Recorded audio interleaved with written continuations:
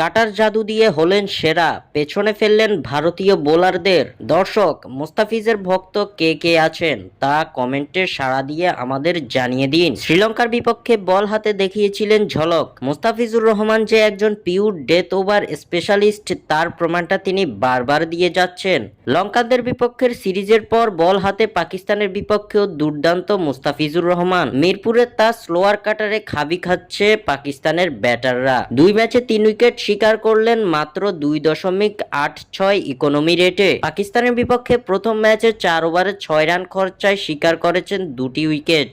দ্বিতীয় ম্যাচে 3.2 ওভার বল করে 15 রান খরচায় নিলেন 1টি উইকেট। এমন বোলিং ঝলকের পুরস্কারটাও হাতে নাতেই পেয়েছেন বাঁহাতি এই পেসার। আইসিসি টি-20তে বোলারদের র্যাঙ্কিংয়ে 17 ধাপ এগিয়ে উঠে এসেছেন 9 নম্বরে। কাটার মাস্টারের বর্তমান রেটিং পয়েন্ট 653। তার সমান রেটিং পয়েন্ট নিয়ে যৌথভাবে 9 নম্বরেই আছেন ভারতীয় পেসার আশদীপ সিং। এই র্যাঙ্কিংয়ে মুস্তাফিজ এবার পেছনে ফেলেছেন ভারতীয় স্পিনার অক্ষর প্যাটেল ও ইংল্যান্ডের জোফরা আর্চারের মতো তারকাদের।